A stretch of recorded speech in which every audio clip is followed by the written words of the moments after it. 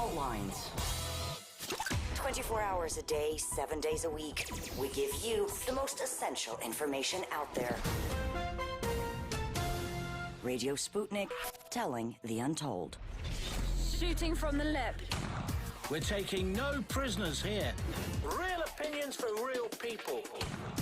Where we bring you people with controversial views, and instead of trying to catch them out, we actually let them expand on their views. What's going on in British politics, European politics, and indeed in world politics as well. And wherever you are, whether you're a UKIP supporter, a Tory or Labour, everything is in turmoil. John Gaunt. Shooting from the lip.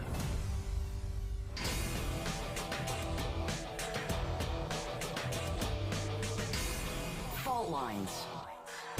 Welcome back to Fault Lines with Nixon and Stranahan on 105.5 FM and 1390 AM in Washington, D.C. We have with us now investigative journalist Vanessa Beeley. You can follow her on Twitter at Vanessa Beeley. That's Beeley. You can read her articles on mintpressnews.com. And, of course, she also has her Patreon page, patreon.com/Vanessa Beeley. So Vanessa, Lee is over in London right now. I'm in Washington, D.C. But, I was reading something the other day where you were supposed to be appearing in, I believe, Canada at a university, and that was thwarted. Maybe you could tell us about that. Yeah, basically, I'm on a 7-city tour of Canada. And 5 of the venues have been cancelled, including 2 universities, the University of Ottawa, I believe, and the University of Montreal. The other venues we've managed to find alternatives to. But what's extraordinary is that obviously my talk is on Canada's role in the dirty war against Syria that's been ongoing for 9 years, and also Canada's support of the British intelligence incubated white helmets that have been used, embedded with the terrorist groups inside Syria, and providing both cover for the terrorists and the narratives, the fabricated narratives to demonize and criminalize the Syrian government. But what is extraordinary, I found out actually this morning that the University of Toronto had actually welcomed 2 of the primary white helmet leaders, Munir Mustafa and Raid Saleh. Raid Saleh was actually turned away from Dulles Airport in April 2016 for his extremist connections. And Munir Mustafa has a record of associating with armed gangs. So, what is really extraordinary is an independent journalist who's producing fact-based evidence of the unlawful aggression against Syria, the financing of the armed groups, and the creation of this organization, the White Helmets, which is fraudulently producing narratives in order to manufacture consent for this war. I'm not allowed to speak. Well, Lee Stranahan, Lee's in London. Lee, listen to that. The rejection of fact-based evidence and censorship of people who've done good investigative journalism, something you wouldn't be familiar with. But what are your thoughts on Vanessa's current plight? As I look on Huffington Post and I read, pro-Assad conspiracy conference, Vanessa Beeley canceled. Lee. Well, first off, the fact that comes from the Huffington Post is disgusting. And look, since I started looking to Syria back in 2013, the work of Vanessa Beeley has been a significant part of figuring out the truth about it.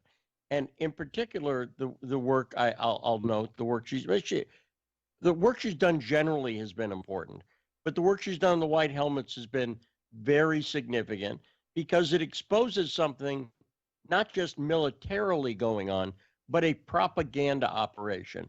And it shows how sophisticated the propaganda is.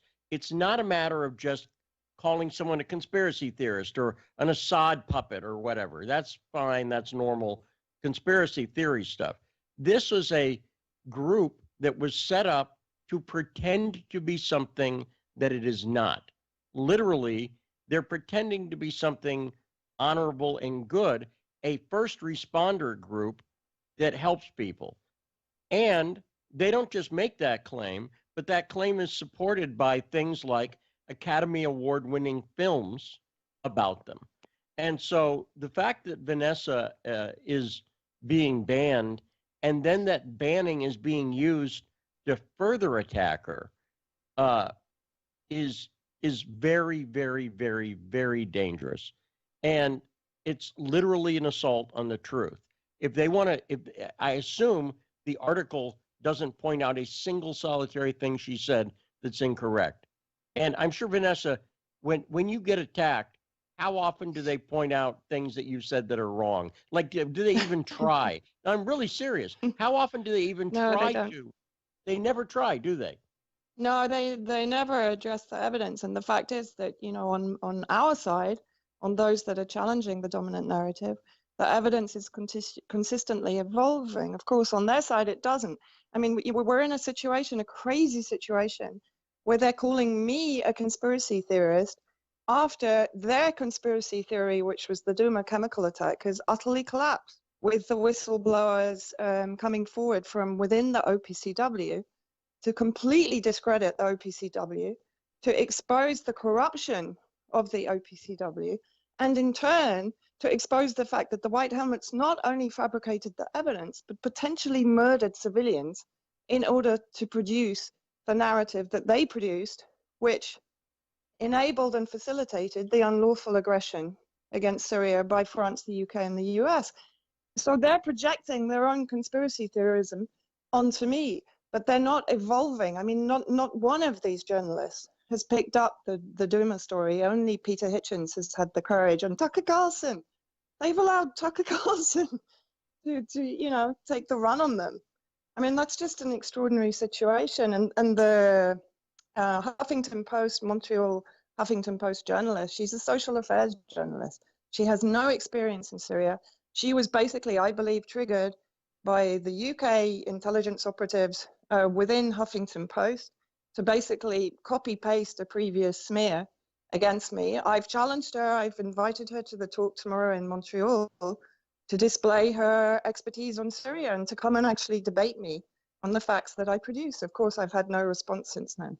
Well, once again, we found out that if you are a puppet for the MI6 or the CIA and you can't fly, things are going to not work out well for you. James LeMessier, who was the former MI6, quote, I'll say this in quotation marks, former MI6 officer who recently met an untimely demise, as if there's such thing as a timely, but an untimely demise where he went off a balcony and disappeared. It appears to me that as the Syrian, conflict wraps up, that to some extent, it's possible people are trying to clean up some loose ends when it comes to the White Helmets. And maybe, Vanessa, you're with the work that you've done, with the the videos that you've done, with the coverage you've done uncovering the White Helmets, that you're kind of out there, that they just got to keep you from appearing anywhere, and they're basically trying to censor you because it's getting really, really obvious if you look at the White Helmets what this is. What do you think, Vanessa? Yeah, absolutely. I mean, I just published an article, part one of an investigation into James LeMessurier's death at Mint Press News. And in that, I actually spoke to the former British ambassador in Syria and Bahrain, Peter Ford, and his theory, and that's actually sort of borne out by the information I provide in the article through my own investigation into the financial dealings of Mayday Rescue, which was the organization set up by James LeMessurier to basically manage the White Helmets and to siphon in the funding from the various sponsors in the countries that are waging the war against Syria. And what is interesting is that Peter said that this looks very much as if LeMessurier was actually sort of embezzling money from the financing that was coming in. He believes the Foreign Office was already investigating him, and that this could easily have led either to his death or to his suicide, one or the other. Because, of course, we haven't even had the official autopsy yet. And yet I have to say I've been approached by at least one mainstream media outlet asking me if I feel responsible for the death of James LeMessurier because of my very public criticisms of him. So, that kind of died down after the OPCW information came out, the second whistleblower. And it was also clear that LeMessurier was working with OPCW officials in Istanbul, providing witnesses for them from among the White Helmets. So here we have a guy who was former British military intelligence, funded by the British Foreign Office as Mayday Rescue, providing witnesses from within the White Helmets, funded by the British Foreign Office and by the US and a number of other countries involved in the US coalition, providing witnesses to an organization that we now know is clearly influenced by its sponsors within the same coalition that waging a war against Syria. So here we have a complete closed loop of propaganda production to ensure the continuation of the so-called humanitarian war against Syria. Lee, Frank Olson, he knows too much about the CIA. Off a balcony he goes. James LeMessier, he knows a lot about the MI6. Off a balcony he goes. Lee Stranahan, coincidence? Let me just say that in London right now, I am staying on the ground floor. So I want to be clear on that. Good move. I am not going off a balcony. Me too in Canada, I tell you. Yeah, no, it's very smart. But yeah, I mean, Vanessa, you're not. So this is horrible what's happened, but it's not new, right? This is not the first time No. you've been censored or correct? No, I mean, I think one of the most extraordinary ones was when I was about to speak at the Geneva Press Club. And even people within the UN said to me, we've never seen such a concerted effort to try and deplatform someone. That they threatened the Geneva Press Club with removing the financing. They actually did for a short period of time, but Guy Metton, the president of the press club, thank God, is a principled, genuine journalist, and he stood by my platforming. And in the end, the financing was reinstated, and the talk went ahead. But even at the talk, the press that were invited, they censored me by silence. In other words, they didn't ask questions about that evidence that I presented. They only asked questions regarding my credibility. In other words, was I a conspiracy theorist? Was I paid by Assad? Was I paid by Putin?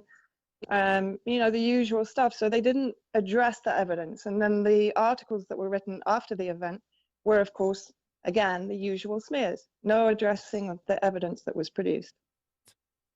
Okay, Vanessa. In a minute, Vanessa, we're going to give you the last word in about a minute. What's happening with Vanessa Beeley? What are you up to? What are you planning on doing next? Well, I'm here in Canada until I think it's around the 15th of December. Then I'll be heading right back to Syria, actually, to spend Christmas with the Syrian Christian towns that were liberated this year in northern Hama from the terrorist siege, and to basically enjoy with them the first Christmas in 9 years without rockets and mortars. All right, that's Vanessa Beeley. She's an international investigative journalist. Vanessa is an international investigative journalist, and you can follow her on Twitter at Vanessa Beeley. That's Beeley. You can read her articles on mintpressnews.com. And, of course, she has a Patreon page, patreon.com/Vanessa Beeley. Yeah, Lee,